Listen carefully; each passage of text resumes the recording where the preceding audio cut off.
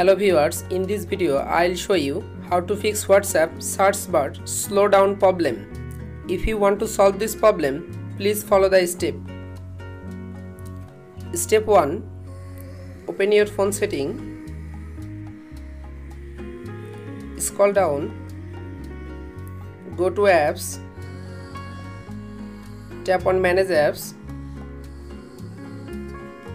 Search WhatsApp application.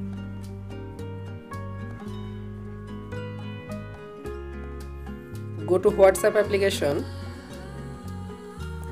tap on storage, again tap on clear data, click on clear cache data.